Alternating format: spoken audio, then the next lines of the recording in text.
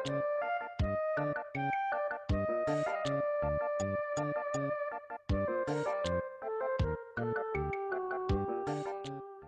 hello everybody, welcome to the Thamasa review.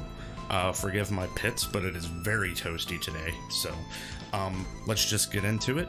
As you guys know, we rate the characters in order of appearance in the Narch review and in order of my favorites in the Thamasa review. So, they're all lined up in order of my favorites. We rate them on a scale of 1 to 10, 1 being really, really bad and 10 being really, really good. So, let's just get into it, and we're starting with my boy Swole. So Swole popped up in the Strago spot. He was roommates with Chrono. They have a lot of one-sided conversations. And he has continued the theme of this seed with the birds. So he's got Chocobop, which is really good AoE, non-elemental damage. It does not hit anything that flies, sadly enough. But it's strong, and it's just perfect he became a Chocobo farmer, because when he was undead, he traumatized the Chocobo community, got to know a lot of the Chocobo mongers out there. I guess he's going to make some connections once he gets off of, you know, the Crescent Island, because he's been stuck here ever since Lorelei resurrected him. That is a long, long story about Swole that spans many seeds. If you want to catch up, go catch up. But he is back in the world of the living. He also is hanging out with one of his cousins, Ifrit, who he got really, really drunk, and Ifrit went and burnt down the house in Thamasa. So, yeah. Anyway, Swole's here. He's pretty good with Chocobop because of the non-elemental damage. He's got a magic command, which is helpful. Ifrit, I don't see us getting much use out of. But yeah, for the most part, he's just summoning birds. Like, why the hell not? And I love him, because he's Swole. He's one of my favorite characters in Beyond Chaos ever. So, what up, Swole? I guess I'm gonna rate you because of the Chocobos. I don't know, flavor-wise, it's a 10. But, I guess because of its non-elemental AoE, and our really first non-elemental AoE, not counting, like, fixed dice throws and stuff, I guess I'd put you at, like, an 8, dude. I think Chocobos are gonna be really, really helpful. Alright, speaking of Lorelei, she's probably mad that I rated her second. Lorelei, obviously, is the Terra that we had in our very first seed. She is ostensibly omnipotent and breaks the fourth wall. She is the reason why we had to deal with the good Terra, bad Terra prophecy for so long, because they're manifestations of, one, her anger of abandoning her after we beat the first seed, and her happiness that she was given birth by us. So you got a good Terra and an evil Terra, and then you got Lorelei. So she knows something. We're learning more about her. There might be more to her than just those things. So anyway, she has our lore command. We haven't found any really good lures yet. We've basically been doing step mine and arrow and stuff, but I am going to go on another hunt before I go to the floating continent for some lures, to see if we can find Pearlwind, see if we can run into anything that's just busted and has Quasar, and if we can, like, survive it, Quasar or Grand Train, then we'll be in great shape. Considering this is a tier list seed, there's a good chance of that. Our white sucks. It is a random white skill and random targeting with that white skill. 90% of the time, you're not going to get anything you need at the time. So, yeah, nothing there. And she's got an item command, but no magic command. So, sadly enough, any magic she learns, we're not going to get to use. But, yeah, she's got lore, which usually happens with the lore user. They don't usually get a magic command, because lore is their magic command. So, Lorelei having lore, pretty good, actually. I think eventually she'll be really good. I'm gonna go ahead and put her at an 8 right there with Swole. Actually, right now, because her lore list sucks, I'm gonna put her at a 7. But I think she'll get way better. Alright, Clyde, of course, returning. Clyde is interesting. He's got our ice, which is okay. But really what we've been doing is giving him his dual Valiant Knives back and letting him attack 8 times, because the gold armor is dual wield, so we can equip 2 Valiant Knives. And then the Star Pendant is X attack. Actually, we have a diamond helm now, or crystal helm, one of the two, that's doing X attack also, so we can free up a relic slot. So yeah, Clyde, pretty much how he's always been. He's just a physical attacker, sadly. Jump isn't helpful, obviously. Our ice can be cool sometimes if we need it, but chances are we won't be using it that much. And his magic command, I don't remember anything crazy being in there. I don't even know if he can equip espers, but eventually he'll be able to do something. The Paladin Shield's teaching him Fire 3 at least. So, Clyde, leader of the Green Pants Gang, the now defunct Green Pants Gang, cool as hell. I guess I'm gonna make him a 6, because really what he's doing is physically attacking. So, there you go, Clyde. Welcome back, though. Alright, Marnie. Marnie is one of our better characters, for very specific reasons, but she's in this position because I like her a lot. She is a secret zone eater. She used to eat people. She doesn't do that anymore. She eats enemies, just not in battle now. So instead, she got red card, which obviously is a desperation move. Single target, does a butt ton of damage, and will scale throughout the rest of the game. So that alone makes her really, really good. And then Muddle Storm. So it's a little bit of AoE, but it's ice element. It's not non-elemental. It is kind of cool that, like, that's what she decided to do with her big Zone Eater Maw, is just shoot a giant storm beam from her pocket dimension stomach. That's cool. She's got a magic command. I do believe she learned Meteor also, but really we've been throwing red card because it's red card. So yeah, Marnie, really, really good character. Probably going to put her at a 9 along with the other character that has a desperation move. And it's only because it's super strong, but it's only single target. If it was like a giant as strong as red card, but hit all, it'd be different. But yeah, Marnie, good on you. You are a 9. Billy, little Billy. First of all, Billy's funny. Second of all, he's about to learn a lot of new stuff about how to raise chocobos from Swole, because Swole's been doing it since he came back to life. And, yeah, because when we got him in Doma, he has R Rare, which uses a bunch of different, like, boss skills or strong skills, and one of them, the first one that he rolled was Chocobo.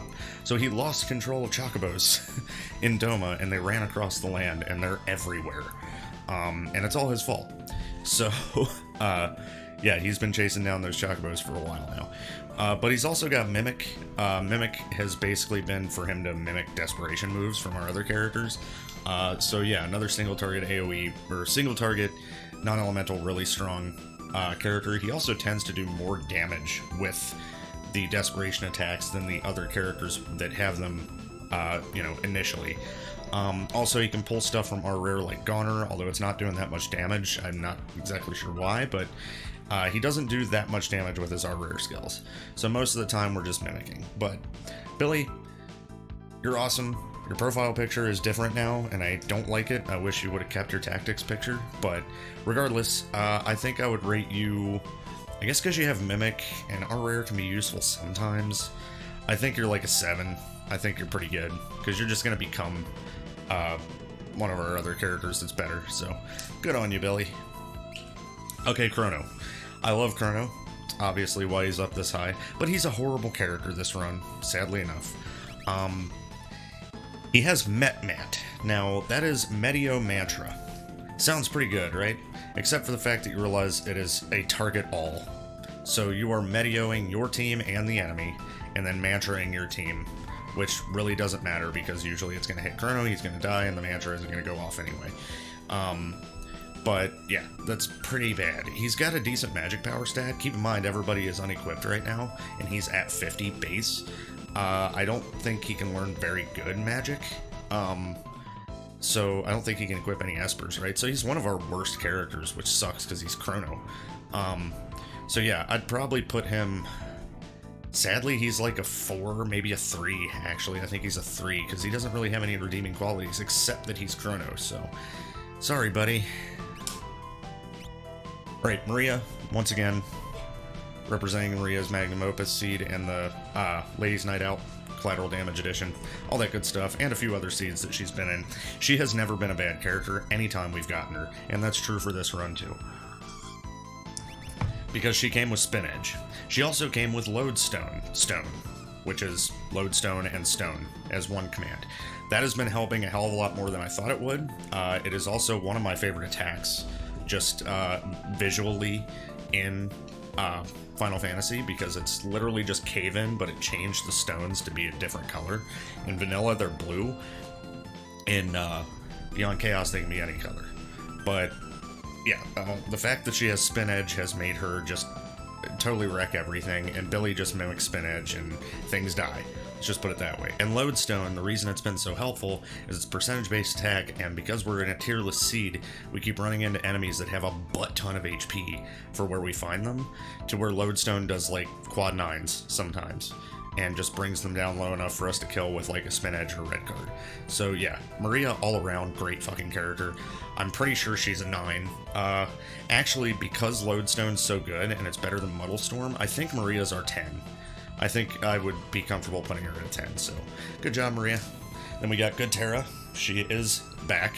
She is kind of a culmination of Good Terra and Evil Terra together, both manifestations of Lorelei.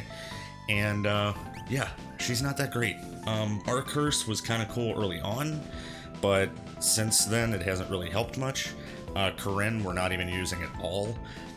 She can, I believe, learn Meteor in Magic. I don't know. I don't remember. But really what we did was for thematic purposes, because the Ogre Nyx was her legendary weapon, was we gave it to her and gave her jump so it can never break with a coin toss. But I have taken that out of the equation when we use her because it's just not strong enough. But yeah, and of course I know that this is Rosa, but when we got her, she looked like a Terra Sprite, and we were doing the prophecy. So yeah, she's good Terra. I would definitely rate her like probably down there with Chrono at a 3. I don't think she's that good. So sorry, Good Terra. Alright, Wordy. Wordy had potential early on until Maria showed up. So Wordy was good because he got Lodestone also. Lodestone Stone. His magic power is crap, so that sucks. But yeah, if Maria hadn't had Lodestone also, Wordy would probably still be on the team just because of the ability to like remove a giant chunk of HP anytime you wanted from enemies with a lot of it. But yeah, Wordy, because Maria exists, you're like down to a 3-2 because you got nothing else going for you. We basically just merit award fixed dice you, which is what we do with most of the bad characters that we have to use at certain points of the game. But yeah, jump is nothing. It's awesome that he has it because he's a frog. And it is cool that the Lodestones in this are green because Wordy had it first. And yeah, it was from the Dew Virus seed, the Mountain Dew Virus seed. So it's kind of like they're giant green kidney stones. But other than that, Wordy, you pretty much suck. I think you're 3 also. I mean, well, no, I think I'd put you at a 4 because you do have Lodestone, and if we didn't have access to Maria, you would be pretty essential, so yeah. Yeah, you're a 4. Alright, Slash. Slash, half hero, half villain, looking more like a hero these days. But anyway, he's pretty bad too. He's another one that we basically merit award and give fixed dice to because Mega Zerk targets only our party, and we're not really doing physical attacks for damage. And then our bio has always kind of been a lackluster skill. It's poison skills like Poison, Virite, Bio, Bioblaster, Bioblast, stuff like that. Poison Frog I think is in there too, which is like the one that you really want to roll. But yeah, it's just a bad skill overall. And he doesn't have a magic command, and he can learn some of the best magic. So yeah, Slash, not great. I think you're a 3-2. Yeah, I'd probably put you at a 3. Well, no, I'd probably put you at a 4 with Wordy, because at least you have a skill you can use in our bio, even if it's bad. And now Zalbag. From the Zalbag and some other dude seed, when he had Hyperdrive, he was freaking amazing. However, now he's our Fight Berserker, and his Blizzard Orb sucks butt. It has Imp Song. Now that's funny because that's one of the skills that he had was Imp Song Cure 3. But the fact that his Blizzard Orb is doing that is just terrible. And his Rage Ring is causing like auto sleep or auto silent. I don't forget what it was causing. I think seizure actually, maybe. I don't remember. All I know is Zalbag's probably one of the worst berserkers I've ever seen. So yeah, he's like a 2, man. Like, eventually he'll be good because he is a berserker, but I guess I'd put him at a 5 for that reason, because even without equipping a Blizzard Orb or Rage Ring, a berserker is still really strong. But yeah, as of right now, we're not going to be using him. So Zalbag, I think you're a 5, buddy. Alright, let's talk about the seed now that the characters are over with. We got wrecked by some chocobos in the Magisac Research Facility, and that's pretty much been the only thing that's wrecked us all game. We did run into Atma Weapon and Zozo, which was freaking crazy. We're getting a lot of our busted stuff thanks to Mad World, along with the Dark World flag. We haven't really seen a lot of scary shit. However, I have a feeling that all of the difficulty comes from, like, Floating Continent through the World of Ruin. I think that's where it's going to happen. I think that the approach to the Floating Continent is going to be a pain in the ass. Cursed Encounters, I don't know how that's going to work with Fanatic's Tower, but I'm also horrified about that. But yeah, so far the seed's been pretty easy. I'm a little disappointed at how easy it's been. We haven't had a whole lot of rough patches, just some annoying fights that we have to get through certain ways. But yeah, I think I like the Dark World thing, but I think if I ever do it again in the future, I want to try it without Mad World, and just see just how hard it can get. Because there's some places we should have been getting wrecked, but we have Paladin Shields, so it doesn't matter. You know, like places where we're getting like Fire 3'd by six jugglers, you know, in a row, and we had Paladin Shields, so it didn't matter. So yeah, it probably would have been a lot more fun if I had to, like, stock on wall rings and then, like, to get through that or something. Like, just finding strategies to get around stuff, because that's what makes this fun. But really, what we're doing is just surviving everything and doing massive damage. So I think in the future, I'll probably just forego Mad World. But yeah, anyway, that's where I'm at on it. And next episode, we're going to go clear out Doma and look for some lures for Lorelei. And depending on the lures we get with her, we might be taking her with us to the Floating Continent. But yeah, that's all next episode, and I'll see you guys then. Thanks for watching. Peace.